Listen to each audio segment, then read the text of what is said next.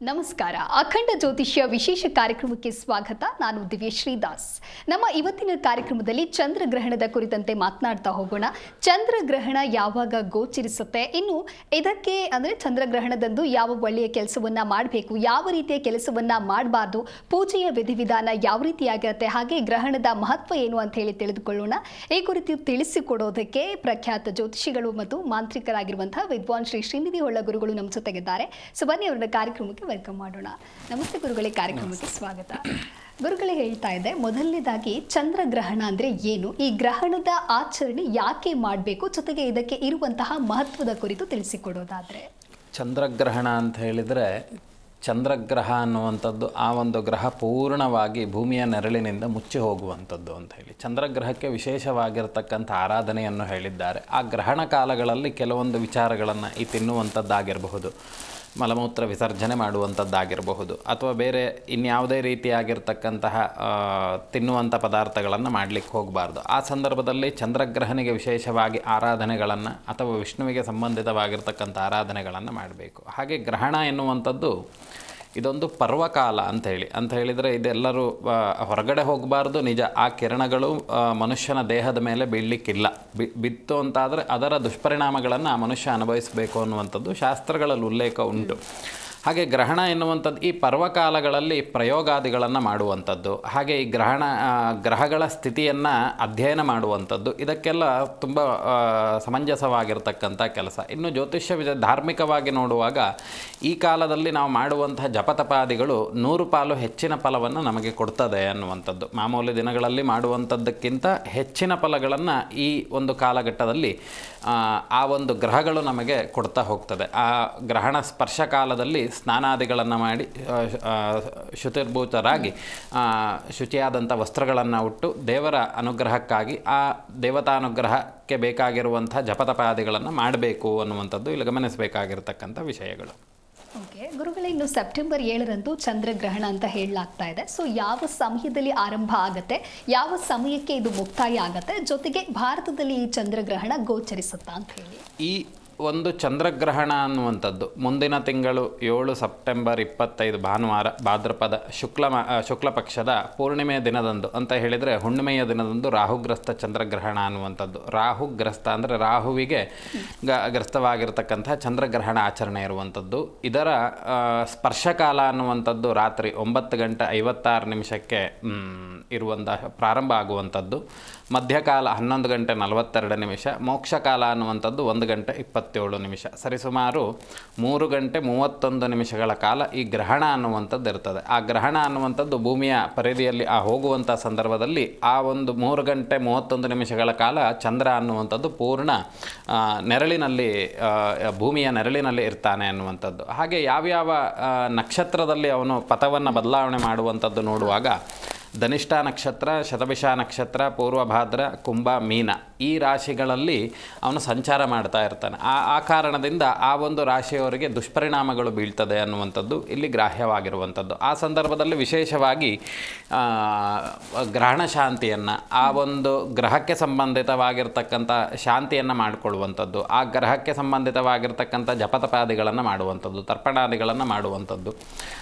ಇದರಿಂದ ಏನಾಗ್ತದೆ, ಆ ಬರುವಂಥ ದುಷ್ಪರಿಣಾಮಗಳು ಅನ್ನುವಂಥದ್ದು ಅದರ ಪ್ರಮಾಣ ಅನ್ನುವಂಥದ್ದು ಕಮ್ಮಿ ಆಗ್ತಾ ಹೋಗ್ತದೆ. ಓಕೆ ಗುರುಗಳೇ, ಇನ್ನು ಗ್ರಹಣದಂದು ಆಹಾರ ಸೇವನೆಯನ್ನು ಮಾಡಬಾರ್ದು ಆ ಸಮಯಕ್ಕೆ ಅಂತ ಹೇಳ್ತಾರೆ, ಅಂದರೆ ಒಳಿತಾಗೋದಿಲ್ಲ ಅಂತ ಹೇಳಿ. ಆದರೆ ಇದಕ್ಕೆ ಇರುವಂತಹ ಕಾರಣ ಏನು ಅಂತ ತಿಳಿಸೋದು. ಇಲ್ಲಿ ಗ್ರಹಣ ಅನ್ನುವಂಥದ್ದೇನು ಅಂತ ಕೇಳಿದ್ರೆ ಆ ಸಂದರ್ಭದಲ್ಲಿ ಸಂಕಟ ಅಂತ ಹೇಳಿ. ಯಾಕೆಂದರೆ ಭೂಮಿಯ ಛಾಯೆ ಅನ್ನುವಂಥದ್ದು ಒಂದು ಗ್ರಹದಲ್ಲಿ ಬಿದ್ದಾಗ ಅದು ನಮಗೆ ಒಂದು ಆಚರಣೆ ಅನ್ನುವಂಥದ್ದು ಸೂತಕಾಚರಣೆ ಅನ್ನುವಂಥ ರೀತಿಯಲ್ಲಿ ಹೇಳಲಿಕ್ಕೆ ಬರುವುದಿಲ್ಲ. ಆದರೆ ಆ ಒಂದು ಕಾಲಘಟ್ಟದಲ್ಲಿ ನಾವು ಆಹಾರವನ್ನು ಸೇವನೆ ಮಾಡುವಂಥದ್ದು ಅದು ದುಷ್ಪರಿಣಾಮಗಳನ್ನು ಬೀಳ್ತದೆ. ಯಾಕೆ ಅಂತ ಕೇಳಿದರೆ ಆ ಗ್ರಹಗಳ ಸ್ಥಿತಿ ಅನ್ನುವಂಥದ್ದು ವಿಕೋಪ ಸ್ಥಿತಿಗೆ ಹೋದಾಗ ನಾವಿಲ್ಲಿ ಭಕ್ಷ್ಯಭೋಜ್ಯಗಳನ್ನೆಲ್ಲ ತಿನ್ನುವಾಗ ಏನಾಗ್ತದೆ, ದೇಹದಲ್ಲಿ ಉಂಟಾಗುವಂಥದ್ದು ತೊಂದರೆಗಳು ಉಂಟಾಗ್ತದೆ. ಯಾಕಂದರೆ ಅದರಿಂದ ಹೊರಹೊಮ್ಮುವಂಥ ಕಿರಣಗಳು ಅನ್ನುವಂಥದ್ದು ಏನಿರ್ತದೆ ಮನುಷ್ಯನ ದೇಹವನ್ನು ಬೇರೆ ರೀತಿಯಾಗಿ ಅಂದರೆ ಕೆಟ್ಟ ಪರಿಣಾಮಗಳನ್ನು ಕೊಡ್ತದೆ. ನಾವು ಈ ಹಿಂದಿನ ಕಾಲಘಟ್ಟದಲ್ಲಿ ನೋಡಿದಾಗ ಒಂದು 15-20 ವರ್ಷದ ಕೆಳಗಡೆ ಎಲ್ಲ ಹೋದಾಗ ಮನೆಯಿಂದ ಹೊರಗಡೆ ಹೋಗಲಿಕ್ಕೆ ಬಿಡ್ತಾ ಇರಲಿಲ್ಲ ಗ್ರಹಣ ಕಾಲದಲ್ಲಿ. ಯಾಕೆ ಅಂತ ಕೇಳಿದರೆ ಅದು ಅಷ್ಟು ದುಷ್ಪರಿಣಾಮಗಳನ್ನು ಕೊಡ್ತದೆ ಅಂತೇಳಿ. ಈಗೇನಾಗಿದೆ ಅಂತ ಕೇಳಿದರೆ ಕೂತ್ಕೊಂಡು ಊಟವನ್ನು ಮಾಡ್ತಾರೆ. ಅದು ಅವರವರಿಗೆ ಬಿಟ್ಟಂಥ ವಿಷಯಗಳು. ಆದರೆ ಕರ್ಮಫಲ ಅನ್ನುವಂಥದ್ದು ಕೊಡ್ತದೆ. ಯಾಕೆ ಅಂತ ಕೇಳಿದರೆ, ಈಗ ನೋಡಿ, ಡಾಕ್ಟ್ರ್ ವಿಚಾರದಲ್ಲಿ ಹೋದಾಗ, ಸ್ಕ್ಯಾನಿಂಗಿಗೆಲ್ಲ ಹೋದಾಗ ಕಣ್ಣನ್ನು ಬಿಡಬೇಡಿ ಅಂತ ಹೇಳ್ತಾರೆ. ಯಾಕಂದರೆ ಆ ಒಂದು ಲೈಟ್ ಅನ್ನುವಂಥದ್ದು ಕಣ್ಣಿಗೆ ಹೋಯ್ತು ಅಂತಾದರೆ ಕಣ್ಣಿಗೆ ಸಮಸ್ಯೆ ಆಗ್ತದೆ. ಹಾಗೆ ದೇಹಕ್ಕೆ ಬಿತ್ತು ಅಂತಾದರೆ ಅದು ದುಷ್ಪರಿಣಾಮಗಳನ್ನು ಕೊಡ್ತದೆ. ಅದಕ್ಕಿಂತ 100 ಪಟ್ಟು ಜಾಸ್ತಿ ಇರುವಂಥ ದುಷ್ಪರಿಣಾಮಗಳು ಆ ಸಂದರ್ಭದಲ್ಲಿ ಅದರಿಂದ ಹೊರಹೊಮ್ಮತಾ ಇರ್ತದೆ, ಆ ಒಂದು ಬದಲಾವಣೆ ಆಗುವಂಥ ಸಂದರ್ಭದಲ್ಲಿ. ಅದಕ್ಕೋಸ್ಕರವಾಗಿ ಆಹಾರಗಳನ್ನು ಭಕ್ಷಣೆ ಮಾಡಬಾರ್ದು. ಇನ್ನು ದೈವಿಕವಾಗಿ ನೋಡುವಾಗ ಅದೊಂದು ಪರ್ವಕಾಲ ಅಂತ ಹೇಳಿ, ಈ ಅನುಷ್ಠಾನಾದಿಗಳನ್ನು ಮಾಡಲಿಕ್ಕೆ, ಮತ್ತು ಇನ್ನು ಜಪತಪಾದಿಗಳನ್ನು ಮಾಡಲಿಕ್ಕೆ, ಇನ್ನು ಕೆಲವೊಂದು ಪ್ರಯೋಗಗಳನ್ನು ಮಾಡಲಿಕ್ಕೆ, ಇವೆಲ್ಲವೂ ಸಮೇತ ಮಾಡಿಸಿದಂಥ ಕೆಲಸಗಳು. ಹೇಗೆ ಈ ಕೆಟ್ಟ ಕೆಲಸಗಳನ್ನು ಮಾಡಲಿಕ್ಕೆ ಕೃತ್ತಿಕಾ ನಕ್ಷತ್ರ ಆಗಿರಬಹುದು, ಅಮಾವಾಸ್ಯೆ ದಿನದಂದು ಮಾಡ್ತಾರೋ, ಹಾಗೆಯೇ ಇಲ್ಲೂ ಈ ಗ್ರಹಣ ಕಾಲದಲ್ಲಿ ಎಷ್ಟೋ, ಈಗ ಕೆಲವು ಫಿಲಮಲ್ಲೆಲ್ಲ ನೋಡಿರ್ಬೋದು, ಈಗ ನಾವು ಹೇಳೋದು ನಿಮಗೆ ಗೊತ್ತಾಗಲಿಲ್ಲ ಅಂತ ಹೇಳಿದ್ರು, ಜನರಿಗೆ ಗೊತ್ತಾಗಲಿಲ್ಲ ಅಂತ ಆದರೂ ಫಿಲಮಲ್ಲೆಲ್ಲ ತೋರಿಸ್ತಾರೆ, ಗ್ರಹಣ ಕಾಲದಲ್ಲಿ ದೊಡ್ಡ ದೊಡ್ಡ ಏನೋ ಮಾಂತ್ರಿಕ ಕೆಲಸಗಳನ್ನೆಲ್ಲ ಮಾಡ್ತಾ ಇರ್ತಾರೆ. ಎಷ್ಟೋ ಜನ ಈ ಗ್ರಹಣಕ್ಕೆ ಕಾಯ್ತಾ ಇರ್ತಾರೆ. ಯಾಕೆ ಅಂತ ಕೇಳಿದರೆ, ಇದೊಂದು ಪರ್ವಕಾಲ. ಯಾಕೆಂದರೆ ಈ ಸಂದರ್ಭದಲ್ಲಿ ಮಾಡಿದಂಥ ಜಪಗಳು 100 ಪಾಲು ಹೆಚ್ಚು ಫಲವನ್ನು ಕೊಡ್ತದೆ ಅನ್ನುವಂಥ ದೃಷ್ಟಿಯಿಂದ. ಗುರುಗಳೇ, ಇನ್ನು ಗರ್ಭಿಣಿಯರು ಗ್ರಹಣದ ಸಮಯದಲ್ಲಿ ಬಹಳ ಎಚ್ಚರಿಕೆಯಿಂದ ಇರಬೇಕು, ಜಾಗರೂಕತೆಯನ್ನು ವಹಿಸಬೇಕು ಅಂತ ಹೇಳ್ತಾರೆ. ಯಾವ ಕಾರಣದಿಂದ ಗುರು? ನೋಡಿ, ಈಗ ಗರ್ಭಿಣಿಯರು ಅನ್ನುವಂಥದ್ದು ಏನಾಗ್ತದೆ ಅಂತ ಕೇಳಿದರೆ, ಓಡಾಡಬಾರ್ದು ಅಂತ ಹೇಳ್ತಾರೆ, ಅಥವಾ ನಿಧಾನವಾಗಿ ಓಡಾಡಬೇಕು ಅಂತಾರೆ. ಮತ್ತು ಸಂಜೆ ಸೂರ್ಯ ಮುಳುಗಿದ ಮೇಲೆ ಹೊರಗಡೆ ಹೋಗಬಾರ್ದು ಅಂತಾರೆ. ಯಾಕೆ ಅಂತ ಕೇಳಿದರೆ, ಈ ಚಂದ್ರ ಅನ್ನುವಂಥದ್ದೇನು ಅಂತ ಕೇಳಿದರೆ ರಾತ್ರಿ ಇರುವಂಥದ್ದು. ಮತ್ತು ರಾತ್ರಿ ಅಂತ ಹೇಳಿದರೆ, ಈ ರಾತ್ರಿ ಕಾಲದಲ್ಲಿ ಏನೇನು ಕೆಲಸಗಳಾಗ್ತದೋ ಅದಕ್ಕೆ ಪೂರ್ಣವಾಗಿರ್ತಕ್ಕಂಥ ಶಕ್ತಿ ಕೊಡುವಂಥವನು ಚಂದ್ರ ಅಂತ ಹೇಳಿ. ಅರ್ಥಾತ್ ಈ ಕಪ್ಪು ಕಲೆಗಳು ಅನ್ನುವಂಥದ್ದು, ತಮೋವರ್ಣ ಇರುವಂಥದ್ದು, ಯಾವುದೋ ರೌದ್ರವಾಗಿರ್ತದೆ ಅದಕ್ಕೆಲ್ಲ ಶಕ್ತಿ ಬರುವಂಥದ್ದು ನಿಷೀಧ ಕಾಲದಲ್ಲಿ. ನಿಷೀಧ ಅಂತ ಹೇಳಿದರೆ ಅರ್ಥಾತ್ ರಾತ್ರಿ ಅನ್ನುವಂಥದ್ದು. ಆ ರಾತ್ರಿ ಕಾಲದಲ್ಲಿ ಹೆಚ್ಚು ಶಕ್ತಿ ಇರ್ತದೆ. ಆದ್ದರಿಂದ ಮತ್ತು ಈ ಗ್ರಹಣ ಕಾಲಗಳಲ್ಲಿ ಹೊರಹೊಮ್ಮುವಂಥ ಆ ಏನು ಕಿರಣಗಳಿರಬಹುದು, ಅಥವಾ ಸೂರ್ಯನ ಕಿರಣಗಳಿರ್ಬೋದು, ಅಥವಾ ಚಂದ್ರನಿಂದ ಉಂಟಾಗುವಂಥ ಆ ಒಂದು ಕಿರಣಗಳಿರ್ಬೋದು, ಅದು ಗರ್ಭಿಣಿಯರ ಮೇಲೆ ಬಿದ್ದಾಗ ಹುಟ್ಟುವಂಥ ಮಗು ಮಾನಸಿಕ ಸ್ಥಿತಿಗತಿಗಳು ವಿಕೋಪಕ್ಕೆ ಹೋಗ್ತದೆ. ಅದು ಬುದ್ಧಿಭ್ರಮಣೆ ಆಗಬಹುದು, ಅಥವಾ ಆ ಮಗುವಿಗೆ ಗರ್ಭದಲ್ಲೇ ತೊಂದರೆ ಆಗ್ಬೋದು. ಈ ರೀತಿಯಾಗಿ ಚಿಂತನೆಯನ್ನು ಮಾಡಬಹುದು. ಯಾಕೆ ಈ ರೀತಿ ಆಗ್ತದೆ ಅನ್ನುವಂಥದ್ದು ನೋಡಿದಾಗ, ಸೂರ್ಯ, ಭೂಮಿ ಮತ್ತು ಚಂದ್ರ ಒಂದೇ ಸಾಲಿನಲ್ಲಿ ಬಂದಾಗ ಈ ಚಂದ್ರಗ್ರಹಣ ಅನ್ನುವಂಥದ್ದು ಸಂಭವಿಸ್ತದೆ. ಅಲ್ಲಿ ನೋಡಿ, ಸೂರ್ಯ ಮತ್ತು ಭೂಮಿ ಮತ್ತು ಚಂದ್ರ, ಈ ಮತ್ತು ರಾಹು ಅನ್ನುವಂಥದ್ದು, ಇದು ಎಲ್ಲವೂ ಸಮೇತ ಕೆಲವೊಂದು ತಮೋವರ್ಣ ಉಳ್ಳಂಥ ವಸ್ತುಗಳು ಅಂತ ಹೇಳಿ.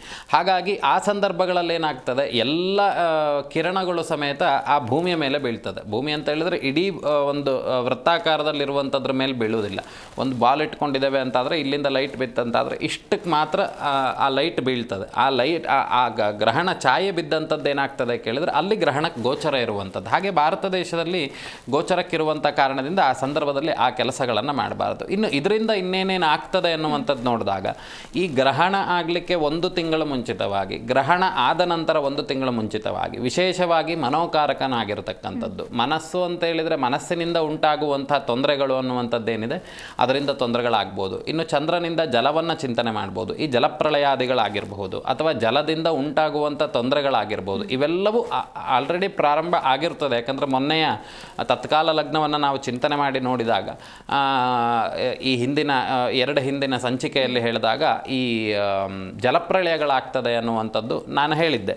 ಅದಕ್ಕೆ ತಕ್ಕಂತೆ ಈಗ ನಾನು ಹೇಳಿದ್ರಿಂದ ಜಲಪ್ರಳಯ ಆಗಿದೆ ಕೆಲವು ಕಡೆ ಅಂತ ಹೇಳೋದಿಲ್ಲ, ಆದರೆ ಆ ಸ್ಥಿತಿಗತಿಗಳಾಗ್ತದೆ ಅನ್ನುವಂಥದ್ದು ನಮಗೆ ಗೋಚರಕ್ಕೆ ಬಂದಾಗ, ಅರ್ಥಾತ್ ಆ ಗ್ರಹಗಳ ಸ್ಥಿತಿ ಬದಲಾವಣೆ ಆದಾಗ ಆ ಸ್ಥಿತಿಗಳು ಬರ್ತದೆ ಅಂತ ಹೇಳಿ. ಹಾಗೆ ಈಗ ದೇಶದಲ್ಲಿ ಎಲ್ಲ ಕಡೆಯೂ ಸಮೇತ ಕೆಲವೊಂದು ಭಾಗಗಳಲ್ಲಿ ಎಲ್ಲೆಲ್ಲಿ ಈ ಗ್ರಹಣದ ಛಾಯೆ ಅನ್ನುವಂಥದ್ದು ಬೀಳುವಂಥದ್ದು ಇದೆಯೋ ಅಲ್ಲೆಲ್ಲವೂ ಸಮೇತ ಜಲಪ್ರಳಯ ಅನ್ನುವಂಥದ್ದು ಆಗ್ತಾ ಇದೆ. ಅರ್ಥಾತ್ ಜಲದಿಂದ ಮನುಷ್ಯರು ತೊಂದರೆಗಳನ್ನು ಅನುಭವಿಸ್ತಾ ಇದ್ದಾರೆ. ಅದನ್ನು ನಾವಿವತ್ತು ವಾಹಿನಿಗಳಲ್ಲೂ ನೋಡ್ತಾ ಇದ್ದೇವೆ, ನಮ್ಮ ಗೋಚರಕ್ಕೂ ಬರ್ತಾ ಇದೆ. ಗುರುಗಳೇ, ಇನ್ನು ಈ ಬಾರಿಯ ಚಂದ್ರಗ್ರಹಣ ಯಾವ ರಾಶಿಗಳ ಮೇಲೆ ಪ್ರಭಾವವನ್ನು ಬೀರಲಿದೆ ಅಂತ ಹೇಳಿ, ಇನ್ನು ಯಾವುದಕ್ಕೆ ಫಲ ಅಥವಾ ಅಶುಭ ಇದ್ದಲ್ಲಿ ಜ್ಯೋತಿಷ್ಯದ ಪ್ರಕಾರ ಯಾವ ರೀತಿಯಾದಂತಹ ಪರಿಹಾರವನ್ನು ನೀಡಬಹುದು ಗುರುಗಳೇ? ಇಲ್ಲಿ ವಿಶೇಷವಾಗಿ ಆ ಪಥ ಅನ್ನುವಂಥದ್ದು, ಆ ರಸ್ತೆ ಅನ್ನುವಂಥದ್ದೇನಿದೆ, ಆ ಗ್ರಹಣದ ಆ ಬದಲಾವಣೆಗಳು ಅನ್ನುವಂಥದ್ದೇನಿದೆ, ಅದು ಕೆಲವೊಂದು ರಾಶಿಗಳ ಮೇಲೆ ಓಡಾಡಬೇಕು. ಈಗಿರುವಂಥ ಅಷ್ಟು ರಾಶಿಗಳಲ್ಲಿ ಓಡಾಡಲಿಕ್ಕೆ ಆಗೋದಿಲ್ಲ. ಆ ಪಥ ಅನ್ನುವಂಥದ್ದು ಯಾವ್ದು ಇದೆಯೋ ಅದಕ್ಕೆಲ್ಲವೂ ಸಮೇತ ದೋಷಕಾರಕವಾಗಿರುವಂಥದ್ದಂತಲೇ ಹೇಳಿದ್ದಾರೆ. ಅದರಲ್ಲಿ ವಿಶೇಷವಾಗಿ ನೋಡುವಾಗ ಒಂದು ಧನಿಷ್ಠ ನಕ್ಷತ್ರ, ಹಾಗೆ ನಂತರದಲ್ಲಿ ಶತಭಿಷ ನಕ್ಷತ್ರ, ಇನ್ನೊಂದು ಪೂರ್ವಭಾದ್ರ ನಕ್ಷತ್ರ, ಇನ್ನು ರಾಶಿಗನುಗುಣವಾಗಿ ನೋಡುವಾಗ ಕುಂಭ ಮತ್ತು ಮೀನ ರಾಶಿಯವರಿಗೆ ಈ ಒಂದು 5 ಇದು ರೀತಿಯಾಗಿ ತೊಂದರೆಗಳನ್ನು ಕೊಡ್ತಾ ಬರ್ತದೆ. ಅವರಲ್ಲಿ ವಿಶೇಷವಾಗಿ ಅವರಿಗೆ ಇರುವಂಥ ಚಾಕಚಕ್ಯತೆ ಇದ್ದರೂ ಅವರ ಮಾನಸಿಕ ಸ್ಥಿತಿಗತಿಗಳು ಏರುಪೇರಾಗಿ ಅದರಿಂದನೇ ಕೆಟ್ಟ ಕೆಲಸಗಳನ್ನು ಮಾಡಿ ಅದರಿಂದ ದುಷ್ಪರಿಣಾಮಗಳನ್ನು ಅನುಭವಿಸುವಂಥದ್ದು ಅಥವಾ ಈ ರೋಗಕ್ಕೆ ಸಂಬಂಧಿತವಾಗಿರ್ತಕ್ಕಂಥ ರೋಗಗಳು ಬರುವಂಥದ್ದು ಇದೆಲ್ಲ ಉಂಟಾಗ್ತದೆ. ಇದಕ್ಕೆ ಪರಿಹಾರಾದಿಗಳು ಅನ್ನುವಂಥದ್ದೇನು ಅಂತ ನೋಡಿದಾಗ ಗ್ರಹಣ ಕಾಲದಲ್ಲಿ ವಿಶೇಷವಾಗಿ ನಿಮ್ಮ ಕುಲದೇವರನ್ನು ಆರಾಧನೆ ಮಾಡುವಂಥದ್ದು ಅಥವಾ ರಾಹುವನ್ನು ಅಥವಾ ಸರ್ಪನನ್ನು ಅಥವಾ ಈ ಚಂದ್ರನನ್ನು ಆರಾಧನೆ ಮಾಡುವಂಥದ್ದು. ಹಾಗೆ ವಿಶೇಷವಾಗಿ ಗ್ರಹಣ ಶಾಂತಿ ಅಂತ ಹೇಳಿ ಈ ಬ್ರಹ್ಮ ಕುಟುಂಬ ಬ್ರಾಹ್ಮಣರಿಂದ ಮಾಡಲ್ಪಡುವಂತಹ ಗ್ರಹಣ ಶಾಂತಿ ಅನ್ನುವಂಥದ್ದು ಎಲ್ಲ ದೇವಸ್ಥಾನಗಳಲ್ಲೂ ಸಾಮೂಹಿಕವಾಗಿಯೂ ಮಾಡ್ತಾರೆ.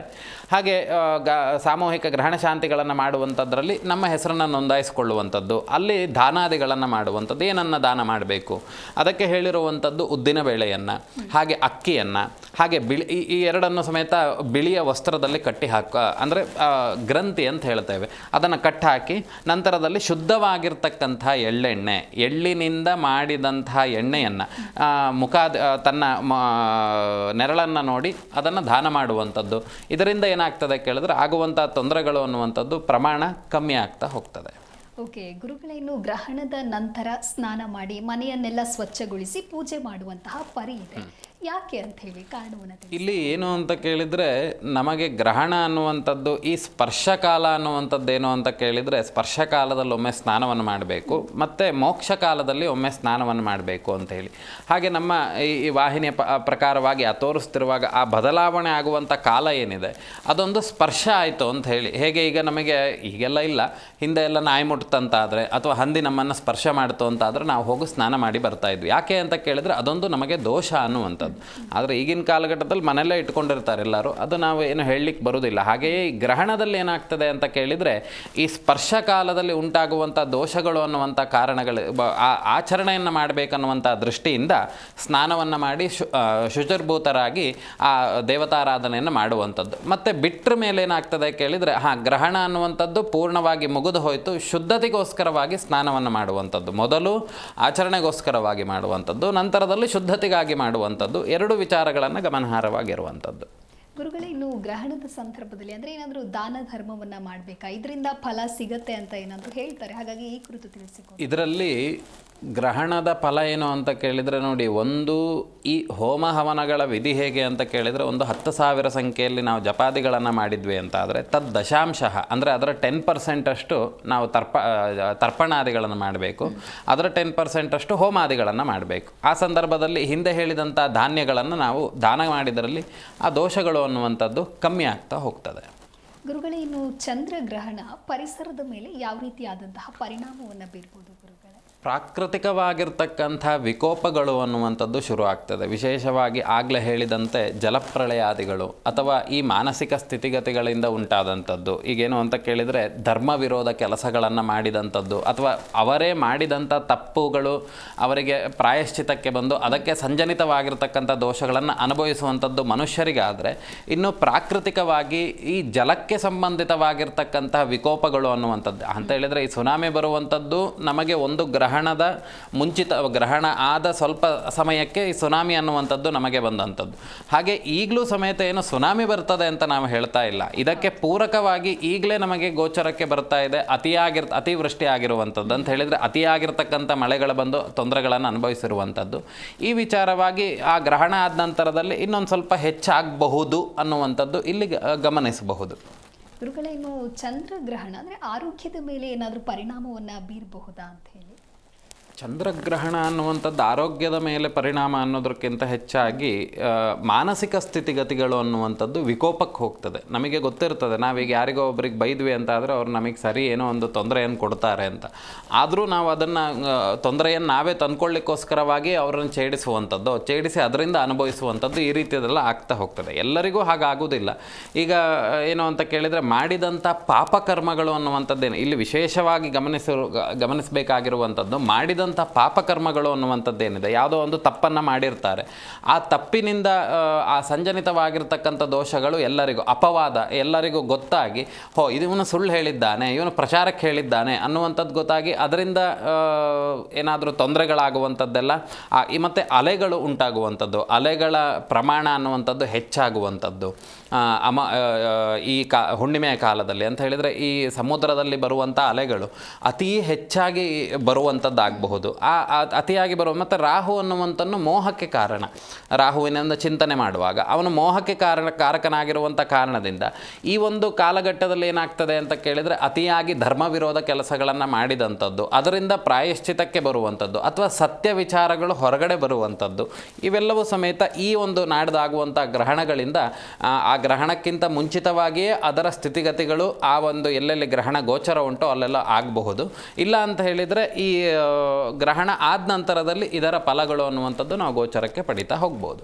ಓಕೆ ಗುರುಗಳೇ, ಇನ್ನು ಗ್ರಹಣದ ಸಂದರ್ಭದಲ್ಲಿ ಪೂಜೆಯನ್ನ ಮಾಡಬಹುದಾ ಅಥವಾ ಯಾವ ರೀತಿಯಾಗಿ ಮಾಡಬೇಕು ಅನ್ನೋದ್ರ ಕುರಿತಂತೆ ಮಾತನಾಡ್ತಾ ಹೋಗೋಣ. ಕಾಲರ್ ಒಬ್ರು ರೆಡಿ ಇದ್ದಾರೆ. ನಮಸ್ತೆ ಕೃಷ್ಣಪ್ಪ. ನಮಸ್ಕಾರ. ಎಲ್ಲಿಂದ ಕರೆ ಮಾಡ್ತಾ ಇದ್ದೀರಾ? ನಾವು ಕೊಡಗಿನಿಂದ, ಗುಡ್ಡೆ ಹೊಸರಿಂದ. ಓಕೆ, ಗುರುಗಳಿದ್ದಾರೆ, ಮಾತನಾಡಿಸಿ. ನಮಸ್ತೆ ಸ್ವಾಮಿ. ನಮಸ್ಕಾರ ಸ್ವಾಮಿ. ನಮ್ದೊಂದು ಪ್ರಶ್ನೆ ಇದೆ ಸ್ವಾಮಿ. ಹೇಳಿ.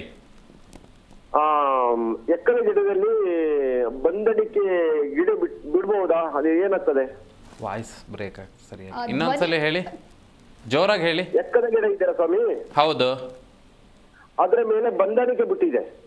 ಎಂತ ಇದೆ? ಬಂದಣಿಕೆ ಗಿಡ ಒಂದು. ಅದು ಒಳ್ಳೆದ ಕೆಟ್ಟದ ಸ್ವಾಮಿ?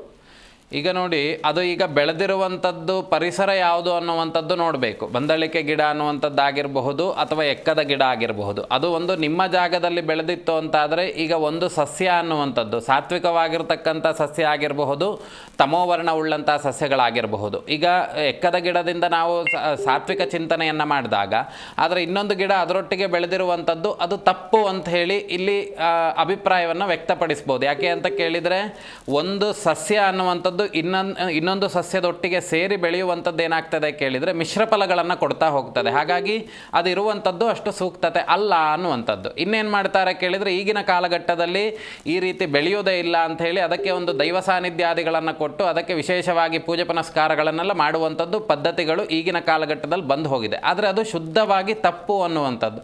ಅದನ್ನು ಏನು ಮಾಡಬೇಕು ಕೇಳಿದರೆ ಅದಕ್ಕೆ ಹೆಚ್ಚಿನ ಪೌಷ್ಟಿಕಾಂಶಗಳು ಸಿಗದಲೇ ಇರುವಂಥ ರೀತಿಯಲ್ಲಿ ಮಾಡುವಂಥದ್ದು ಉತ್ತಮ. ಯಾಕೆ ಅಂದರೆ ಒಂದು ಬೆಳೆಯನ್ನು, ಒಂದು ಗಿಡದಿಂದ ಹುಟ್ಟಿದಂತಹ ಫಲ ಅನ್ನುವಂಥದ್ದನ್ನು ಮಾತ್ರ ನಾವು ಸ್ವೀಕರಣೆ ಮಾಡಬೇಕು. ಬಿಟ್ಟರೆ ಆ ಗಿಡದೊಟ್ಟಿಗೆ ಇನ್ನೊಂದು ಗಿಡ ಹುಟ್ಟಿಕೊಂಡಿರುವಂಥದ್ದು ಅಥವಾ ಅದರೊಟ್ಟಿಗೆ ಬೆಳೆಯುವಂಥದ್ದು, ಅದರಿಂದ ಬರುವಂಥ ಫಲವನ್ನು ನಾವು ಸ್ವೀಕರಣೆ ಮಾಡುವಂಥದ್ದು ಅಥವಾ ಆ ಒಂದು ಪರಿಸರದಲ್ಲಿ ಓಡಾಡುವಂಥದ್ದು ಏನಾಗ್ತದೆ ಕೇಳಿದರೆ ನಮಗೆ ಮಿಶ್ರ ಫಲದಕ್ಕಿಂತ ಹೆಚ್ಚಾಗಿ ಮಿಶ್ರವಾಗಿ ಬೆಳೆದಿರುವಂಥ ಕಾರಣದಿಂದ ನಮಗೆ ಕೆಟ್ಟ ಪರಿಣಾಮಗಳು ಬೀರ್ತದೆ ಅನ್ನುವಂಥದ್ದು ಇಲ್ಲಿ ಗಮನಿಸಬೇಕು ಯಜಮಾನ್ರೆ. ಸರಿ ಸರ್, ಆಯ್ತು, ಒಳ್ಳೆಯದಾಗಲಿ. ಧನ್ಯವಾದಗಳು ಕೃಷ್ಣಪ್ಪ ಕರೆ ಮಾಡಿದ್ದಕ್ಕಾಗಿ. ಗುರುಗಳೇ ಹೇಳ್ತಾ ಇದ್ರಿ ಅಂದ್ರೆ ಗ್ರಹಣದ ಸಂದರ್ಭದಲ್ಲಿ ಪೂಜೆಯನ್ನ ಮಾಡಬೇಕಾ, ಪೂಜೆಯನ್ನ ಮಾಡಬೇಕು ಅಂದಾದಲ್ಲಿ ಯಾವ ರೀತಿಯಾಗಿ ಮಾಡಬೇಕು ಅಂತ ಹೇಳಿ ಅದರ ವಿಧಾನವನ್ನು ತಿಳಿಸೋದಾದ್ರೆ, ಇಲ್ಲಿ ಪೂಜೆ ಪುನಸ್ಕಾರಾದಿಗಳು ಅನ್ನುವಂಥದ್ದು ವಿಶೇಷವಾಗಿ ದೇವತಾ ಆವಾಹನೆ ಅನ್ನುವಂಥದ್ದಾಗಿರಬಹುದು ಅಥವಾ ಕಲಶವನ್ನಿಟ್ಟು ಹೇಗೆ ವರಮಹಾಲಕ್ಷ್ಮಿ ಹಬ್ಬಕ್ಕೆ ನಾವು ಕಲಶಾದಿಗಳನ್ನು ಇಟ್ಟು ಪೂಜೆ ಮಾಡ್ತೇವೋ ಹಾಗೆ ಪೂಜೆ ಮಾಡಲಿಕ್ಕೆ ಬರುವುದಿಲ್ಲ. ಇಲ್ಲಿ ಏನಿದ್ರೂ ಭಗವಂತನ ನಾಮಸ್ಮರಣೆಯನ್ನು ಮಾತ್ರ ನಾವು ಪಠನೆ ಮಾಡಬೇಕು. ವಿಶೇಷವಾಗಿ ಹೇಳುವುದಾದರೆ ವಿಷ್ಣು ಸಹಸ್ರನಾಮಾದಿಗಳನ್ನು ವಿಷ್ಣು ಸಹಸ್ರನಾಮಾದಿಗಳನ್ನು ಅಥವಾ ಈ ವಿಷ್ಣುವಿಗೆ ಅಥವಾ ಚಂದ್ರನಿಗೆ ಸಂಬಂಧಿತವಾಗಿರ್ತಕ್ಕಂತಹ ಸ್ತೋತ್ರಗಳನ್ನು ಮನೆಯಲ್ಲಿ ಪಠನೆ ಮಾಡುವಂಥದ್ದು. ಹಾಗೆ ಈ ಗ್ರಹಣ ಕಾಲಗಳಲ್ಲಿ ನಾವು ಅದನ್ನು ವಾಹಿನಿಗಳಲ್ಲಿ ಮಾತಾಡುವಾಗ ಅದಕ್ಕೆ ಸಂಬಂಧಿತ ಎಲ್ಲರಿಗೂ ಗೊತ್ತಿರುವಂಥದ್ದು ಯೋಸೋ ವಜ್ರಧರೋ ಅನ್ನುವಂಥ ಮಂತ್ರಗಳು ಅನ್ನುವಂಥದ್ದು ಬರ್ತದೆ. ಯಾವ ಮಂತ್ರವನ್ನ ಪಠಿಸಬೇಕು ಅನ್ನೋದ್ರ ಕುರಿತಂತೆ ಮತ್ತಷ್ಟು ಮಾತನಾಡ್ತಾ ಹೋಗೋಣ. ಲಕ್ಷ್ಮಿ ಅಂತ ಹೇಳಿ ಕರೆ ಮಾಡಿದ್ದಾರೆ. ನಮಸ್ತೆ ಲಕ್ಷ್ಮಿ, ಎಲ್ಲಿಂದ ಕರೆ ಮಾಡ್ತಾ ಇದ್ದೀರಾ? ನಮಸ್ತೆ ಮೇಡಮ್, ನಾವು ಶ್ರೀರಂಗಪಟ್ಟಣ ಎಲ್ಲ ನಗುನಹಳ್ಳಿಯಿಂದ. ಓಕೆ, ಯಾರ ಬಗ್ಗೆ ಕೇಳಬೇಕಾಗಿತ್ತು? ಗುರುಗಳಿದ್ದಾರೆ, ಅದು ನಮ್ಮ ಬಗ್ಗೆನೇ ಕೇಳಬೇಕಿತ್ತು. ಮನೆಯಲ್ಲಿ ಅಮ್ಮನ ದೇವಿ ಪೂಜೆ ಮಾಡ್ತೀವಿ ನಾವು. ಈ ಗ್ರಹಣ ಕಾಲದಲ್ಲಿ ಅವರು ಪೂಜೆಗೆ ಆ ಟೈಮಲ್ಲೇ ಮಾಡ್ಬೇಕಾ, ನಾವು ಇಲ್ಲ ಅಂದ್ರೆ ಗ್ರಹಣ ಬಿಟ್ಟು ಬೇರೆ ಮಾಡ್ಬೇಕಾ ಅನ್ನೋದು ನನಗೆ ಹೇಳಿಲ್ಲ. ಇನ್ನೊಮ್ಮೆ ಹೇಳಿ. ನಾವು ಕಾಳಕಾದೇವಿ ಪೂಜೆ ಮಾಡ್ತೀವಿ. ಯಾವುದು? ಹಾಗಾಗಿ ಕಾಳಮ್ಮ ಪೂಜೆ ಮಾಡ್ತೀವಿ.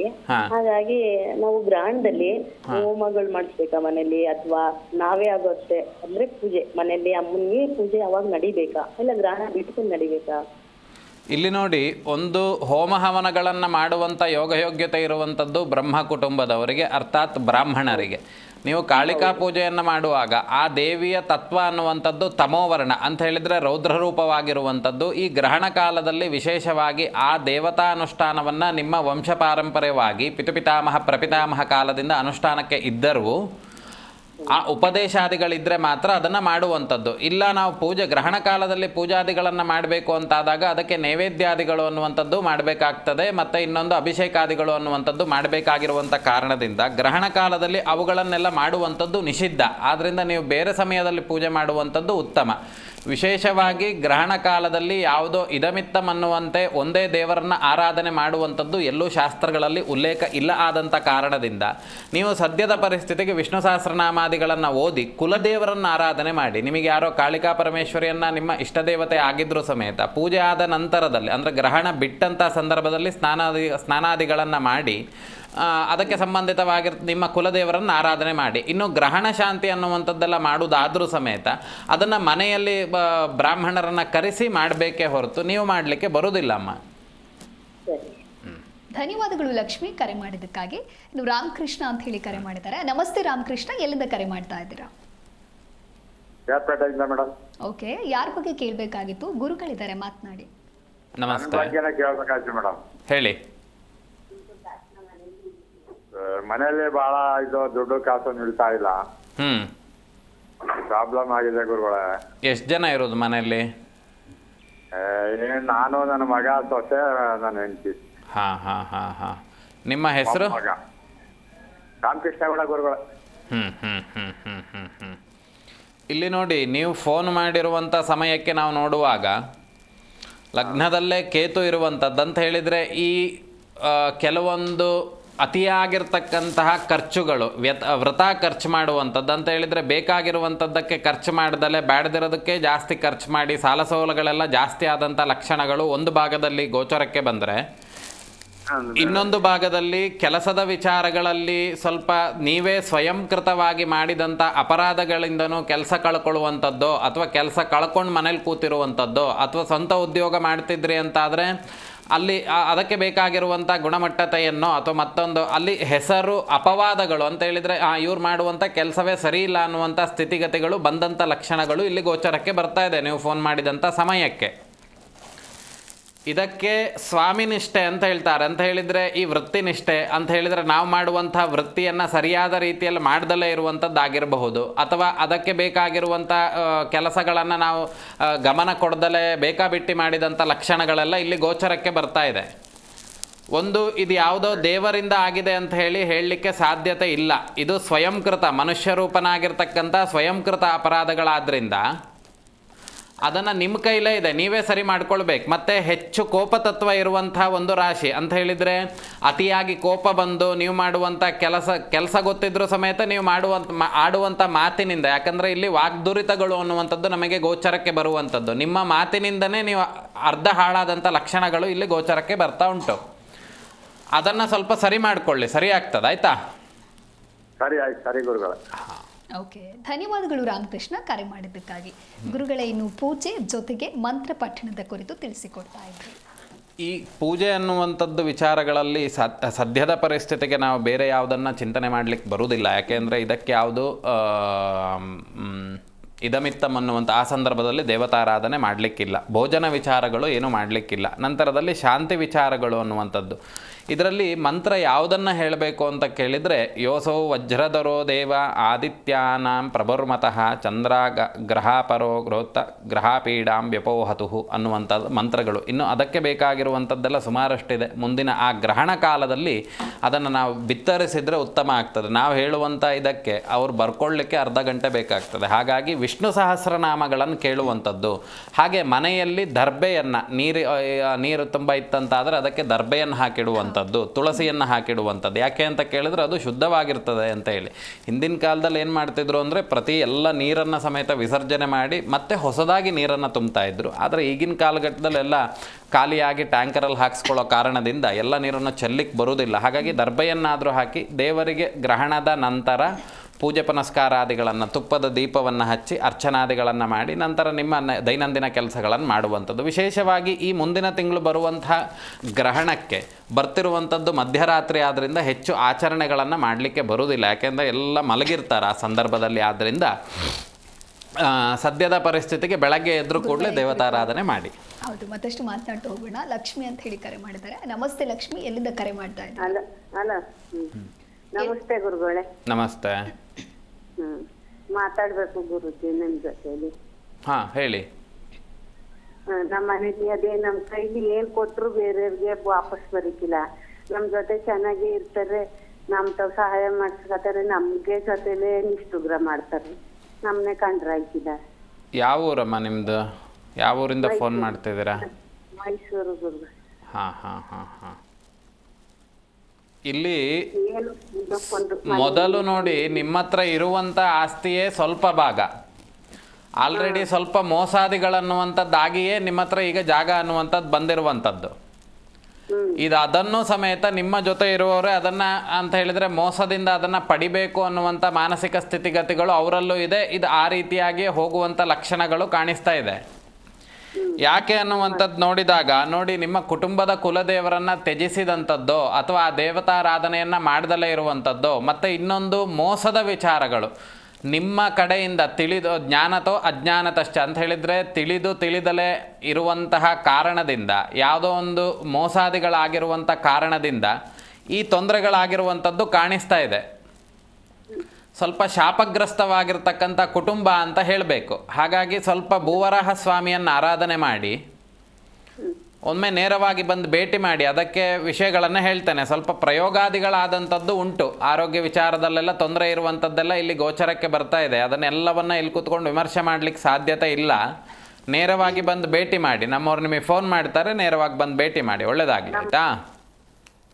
ಧನ್ಯವಾದಗಳು ಲಕ್ಷ್ಮಿ, ಕರೆ ಮಾಡಿದ್ದಕ್ಕಾಗಿ. ಗುರುಗಳೇ ಹೇಳ್ತಾ ಇದ್ರಿ ಪೂಜೆಯ ಜೊತೆಗೆ ಮಂತ್ರ ಪಠಣವನ್ನು ಯಾವ ರೀತಿಯಾಗಿ ಮಾಡಬೇಕು ಅಂತ ಹೇಳಿ. ಇನ್ನು ಗ್ರಹಣದ ದಿನದಂದು ಅಂದರೆ ಚಂದ್ರಗ್ರಹಣ ನಾಡಿದ್ದೇನು ಬರ್ತಾ ಇದೆ, ಅವತ್ತಿನ ದಿನ ಏನು ಕೆಟ್ಟ ಕೆಲಸಗಳನ್ನು ಮಾಡಬಾರ್ದು, ಒಳಿತು ಕೆಲಸಗಳನ್ನು ಮಾಡಬೇಕು ಅಂತ ಹೇಳ್ತಾರೆ. ಹಾಗೆ ಹೊರಗಡೆ ಅಂತೂ ಹೋಗಲಿಕ್ಕೆ ಹೋಗಬಾರ್ದು. ಆ ಕಿರಣಗಳು ಅನ್ನುವಂಥದ್ದು ನಮ್ಮ ಮೇಲೆ ಬೀಳಲಿಕ್ಕಿಲ್ಲ. ನಿಮ್ಮ ಕಿಟಕಿಗಳನ್ನು, ಮನೆಯ ಕಿಟಕಿಗಳನ್ನು ಮುಚ್ಚಿ ಇಡುವಂಥದ್ದು, ಅದಾದ ನಂತರದಲ್ಲಿ ದೇವರ ಸ್ಮರಣೆಗಳನ್ನು ಮಾಡುವಂಥದ್ದು. ಅದು ಮಧ್ಯರಾತ್ರಿ ಕಾಲದಲ್ಲಿ ಬಂದಿದೆ. ಆದ್ದರಿಂದ ಪ್ರಾತಃ ಕಾಲದಲ್ಲಿ ಈಗ ನಾವೆಲ್ಲ ಪೂಜೆ ಪುನಸ್ಕಾರಾದಿಗಳನ್ನು ಅದಕ್ಕಾಗಿ ಮಾಡ್ತಾ ಇದ್ದೇವೆ. ಅಲ್ಲಿ ನೀವು ಹೆಸರನ್ನು ನೋಂದಾಯಿಸುವಂಥದ್ದು. ಯಾಕೆ ಅಂತ ಕೇಳಿದರೆ, ನೀವು ಮನೇಲಿ ಕೂತ್ಕೊಂಡು ಹೋಮವನ್ನು ಮಾಡಿಸಿ ಅಂತ ಹೇಳಿ ಮಧ್ಯರಾತ್ರಿಲಿ ಕೂತ್ಕೊಂಡು ಯಾವ ಪುರೋಹಿತರು ಬಂದು ಹೋಮ ಮಾಡಲಿಕ್ಕೆ ಸಾಧ್ಯತೆ ಇಲ್ಲ. ಹಾಗಾಗಿ ಸಾಮೂಹಿಕವಾಗಿ ನಾವೆಲ್ಲ ಮಾಡ್ತಾ ಇದ್ದೇವೆ. ಅದರಲ್ಲಿ ಭಾಗವಹಿಸುವಂಥದ್ದಾದರೂ ಆಯಿತು, ಅಥವಾ ನಿಮ್ಮ ಮನೆಯ ಅಕ್ಕಪಕ್ಕ ಎಲ್ಲಾದರೂ ಸಾಮೂಹಿಕವಾಗಿ ಗ್ರಹಣ ಶಾಂತಿಗಳಾಗ್ತಾ ಇತ್ತು ಅಂತಾದರೆ ಅಲ್ಲಿ ಹೋಗಿ ನಿಮ್ಮ ಹೆಸರನ್ನು ನೋಂದಾಯಿಸಿ ಅವರು ಕೊಟ್ಟಂಥ ಪ್ರಸಾದಾದಿಗಳನ್ನು ಅಥವಾ ಗ್ರಹಣ ಶಾಂತಿಯ ಹೋಮದ ಭಸ್ಮವನ್ನು ಅಥವಾ ಅದರ ರಕ್ಷೆಯನ್ನು ಅದನ್ನು ಇಟ್ಕೊಂಡು ನೀವು ಮುಂದುವರಿಯುವಂಥದ್ದು ಉತ್ತಮ. ಇದಕ್ಕೆ ವಿಶೇಷವಾಗಿ ನೀವು ಆ ಪೂಜೆ ಮಾಡಿ ಅಂತ ಹೇಳಿದರೆ, ಈಗ ರಾತ್ರಿ ಆಗಿರುವಂಥ ಕಾರಣದಿಂದ ನಿದ್ರೆಯೂ ಆಗಬೇಕು. ಬೆಳಗಿನ ಕಾಲದಲ್ಲಿ ಇನ್ನೊಂದೇನು ಅಂತ ಕೇಳಿದರೆ ಆಚರಣೆ ಮಾಡಲಿಕ್ಕೂ ಸಾಧ್ಯತೆ ಇಲ್ಲ. ಮಾಡ್ತೇವೆ ಅಂತೇಳಿ ಸುಮ್ಮನೆ ಸುಳ್ಳು ಹೇಳುವಂಥದ್ದು ಆಗ್ತದೆ. ಆದ್ದರಿಂದ ಸದ್ಯದ ಪರಿಸ್ಥಿತಿಗೆ ಎಲ್ಲಾದರೂ ಪೂಜೆ ಮಾಡುವಂಥ ಕಾಲಗಳಲ್ಲಿ ನಿಮ್ಮ ಹೆಸರಿನಲ್ಲಿ ಪೂಜೆಯನ್ನಾದರೂ ಮಾಡಿಸಿ. ಆ ಸಂದರ್ಭಗಳಲ್ಲಿ ಏನು ತಿನ್ನಲಿಕ್ಕೆ ಹೋಗಬೇಡಿ. ಆ ಭೋಜನ ವಿಚಾರಗಳನ್ನು ಅಷ್ಟೇ ಮಧ್ಯಾಹ್ನ ಕಾಲದಲ್ಲಿ ಭೋಜನವನ್ನು ಮಾಡಿ ಬಿಟ್ಟುಬಿಟ್ರೆ ಮತ್ತೆ ಪ್ರಾತಃ ಕಾಲದಲ್ಲಿ ಮಾಡಿ. ಧನ್ಯವಾದಗಳು ಗುರುಗಳೇ, ನಮ್ಮ ಕಾರ್ಯಕ್ರಮಕ್ಕೆ ಆಗಮಿಸಿ ಚಂದ್ರಗ್ರಹಣದ ಕುರಿತಂತೆ ಸಾಕಷ್ಟು ಮಾಹಿತಿಯನ್ನು ಹಂಚಿಕೊಂಡಿದ್ದೀರಾ. ನೋಡಿದ್ರವ ವೀಕ್ಷಕರೇ, ನಮ್ಮ ಇವತ್ತಿನ ಕಾರ್ಯಕ್ರಮದಲ್ಲಿ ಚಂದ್ರಗ್ರಹಣ ಅಂದರೆ ಏನು, ಯಾವಾಗ ಹೇಗೆ ಆಚರಣೆಯನ್ನು ಮಾಡಬೇಕು, ಯಾವ ಕೆಲಸಗಳನ್ನು ಮಾಡಬೇಕು, ಯಾವ ಕೆಲಸ ಮಾಡಬಾರ್ದು ಅಂತ ಹೇಳಿ ಗುರುಗಳು ಬಹಳ ಅರ್ಥಪೂರ್ಣವಾಗಿ ತಿಳಿಸಿಕೊಟ್ಟಿದ್ದಾರೆ. ಇದಾಗಿತ್ತು ಇವತ್ತಿನ ಕಾರ್ಯಕ್ರಮದ ವಿಶೇಷ. ನೋಡ್ತಾ ಇರಿ ಜಿ ಕನ್ನಡ ನ್ಯೂಸ್, ಸತ್ಯವೇ ಸುದ್ದಿಯ ಜೀವಾಳ.